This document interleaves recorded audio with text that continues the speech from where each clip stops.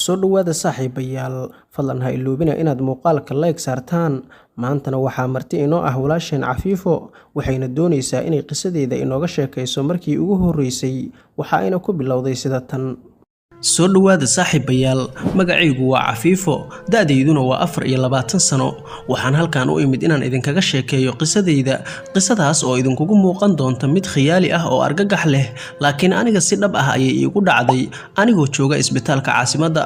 waxay qisadeydu ku bilaabanaysaa markii aan xanuun badan ka dareemay calooshayda hooyo ayaa ii diyaarisay cabitaan kulul si uu iga kala yareeyo xanuunka laakiin aad ayaan u xanuunsanayay aabahay ayaana go'aansaday inuu ii qaado isbitaalka markii aan isbitaalka tagnay dhakhtarkii ayaa i baaray aabahay ayuuna ku yiri gabadhaadu waxay ka cabanaysaa qayb mindhiciradeeda ka mid ah oo bararay waana in laga saaro qaybtaas isla hadda aabahay wuu ku waafaqay wuxuuna saxeexay warqadii qalliinka waxaana la geeyay saalada qalliinka dhakhtarkii ayaana qalliinkii igu sameeyay waana lagu guuleystay markii aan soo naaxay waxaan arkay dhakhtarkii oo dhinacayga taagan waxaana waalidiinteyda loo ogolaaday inay arkaan dhakhtarkii ayaana ku yiri fadlan ka leexda ha nasatee hawadana u banneeya ha leersatee sikadiisa ayaan u maqalnay qaylo iyo buuq banaanka ka yeeraya dhakhtarkii ayaana ku orday aabahay ayaana ka daba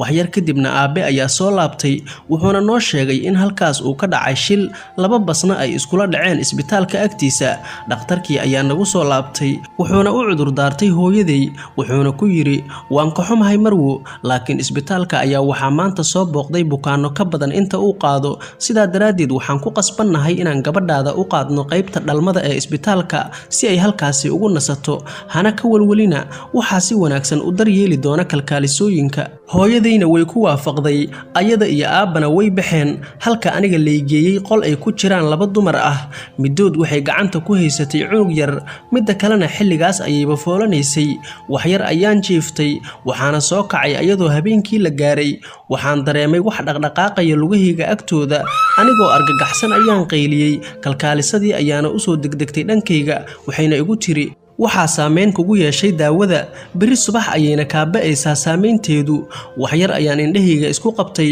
kadibna waxaan dareemay neefta qof dhinacayga taagan mar kale ayaana qayliyey indhahayga ayaan kala furay waxna ma aanan arkin cabsi daran ayaa isoo weerartay waxaana isku dayay inaan hurdo waana hurday sikadiisa ayaan u dareemay gacan iga qabatay lugta kadibna waxay bilowday inay ii jiido dhanka bannaanka aad ayaana u qaylinayay laakiin cidna ima aysan maqlin waxaan maqlay codka qaylada haweenaydii qolka ila jiiftay indhahayga ayaan kala furay waxaan is arkay anigoo sariirtayda jiifa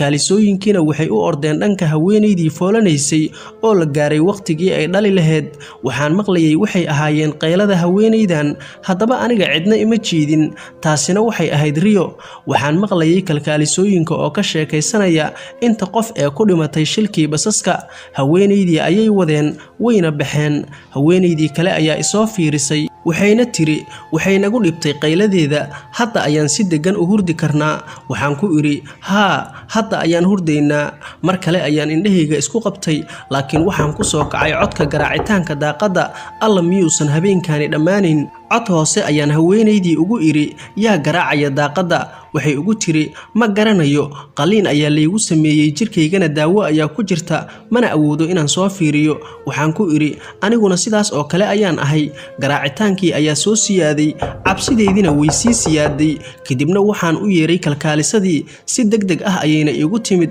waxayna igu tiri maxaa dhacay waxaan ku iri qof ayaa garaacaya daaqadda ayadoo caraysan ayay i fiirisay daaqadii ayayna furtay laakiin waxba ma aysan arkin ayadoo caraysan ayayna tiri gabaray kaligaa ma joogtid isbitaalka dad badan ayaana isku dayaynaa inaan naftooda badbaadino shaqadeedii ayayna u degdegtay waxaana ku iri kalkaaliso waxaad hilmaamtay daaqadii oo furan laakiin ima aysan maqlin mar kale ayaan maqlay codka neefsiga qof madaxayga ayaana ku qariyey maradii aan hugsanaa laakiin waxaan dareemayaa qof lugahayga taagan oo marada iga jiidaya ma aanan awoodin inaan fiiriyo waxaan dareemayay wax aad u qabow oo lugaha iga taabanaya daboolkii ayaan ka qaaday madaxayga waxaana arkay ruuxaan cadaan ah oo isku dayaysa inay u dhawaato cunuga yar waan qayliyay anigoo dhahaya marwo laakiin way hurdaysay imana aysan maqlin halka ruuxaantiina ay u carartay dhanka daaqada qolkiina way iskaga baxday dabayl xoogan ayaa banaanka ka dhacaysay daaqadana waxaa ka soo baxayay cod argagax leh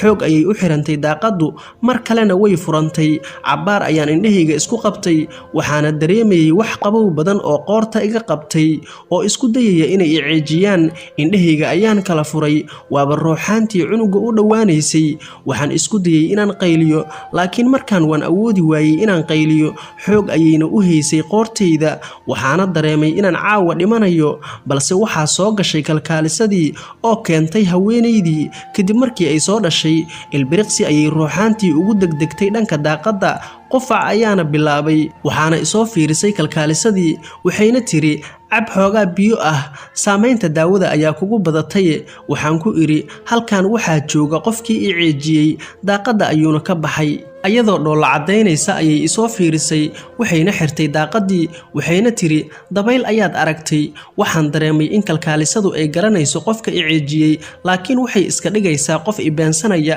kalkaalisadii way baxday haweenaydii ayaan fiiriyey waxaana ku iri waxaa mahad iska leh allaha ku badbaadiyey waxayna igu tiri mahadsanid kadibna waxay isku qabatay indhaheeda wayna huruday waxaana ka soo wareegtay in ka badan 2 saacadood aniguna waxaan eegayaa qolka anigoo iska fiirinaya ruuxaantii laakiin waxba ma aanan arkin labadii dumarka ahaana hurdo dheer ayay galeen si kadiisa ayaana u arkay 2 ruuxaan oo soo galaya albaabka waxayna kala aadeen labadii cunug ma garanayo sida aan ugu dhiiraday laakiin waan ku qayliyay waxaana ku iri joojiya maxaad samaynaysaan marwooyinka kaca hurdada waxaa aad ii soo fiiriyay labadii ruuxaan midkood ayaana soo qabtay cunugii ugu horeeyay cunugii ayaana qayliyay waxaana soo kacday hooyadiis si degdeg ah ayuuna meeshiisii ugu celiyay qolkiina way iskaga baxeen waxaan bilaabay inaan ooyo haweenaydii ayaana u sheegay wixii aan arkay wayna argagaxday waxayna go'aansatay inay sidaan u fadhiso ilaa laga gaarayo subaxdii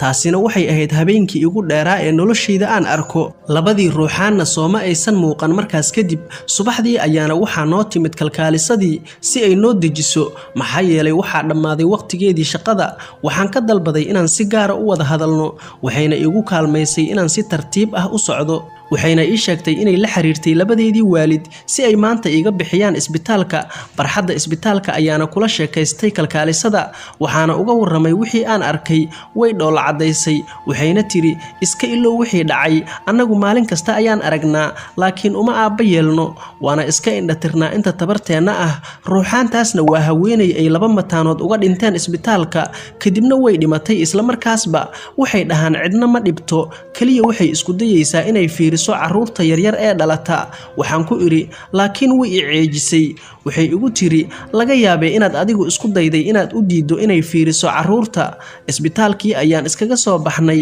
labadeedii waalid ayaana uga warramay wixii dhacay laakiin dabcan ima aysan rumaysan waxayna ii sheegeen in waxaas oo dhan ay yihiin dhalanteed saamaynta daawaduna ay sababayso laakiin adinku ma i rumaysanaysaan aniga waad ku mahadsantihiin daawashada iyo la socodka qisadayda waxaana rajaynayaa inaysan idin cabsi gelin hagaag nala wadaaga qisooyinkiina iyo tijaabooyinkiina cabsida leh ee idin soo maray waxaan hubaa in qof kasta oo idin kamida uu leeyahay qiso cajiib ah waxaan idin leeyahay tan iyo intaan qiso caynkaana mar kale dib ugu kulmayno nabadiino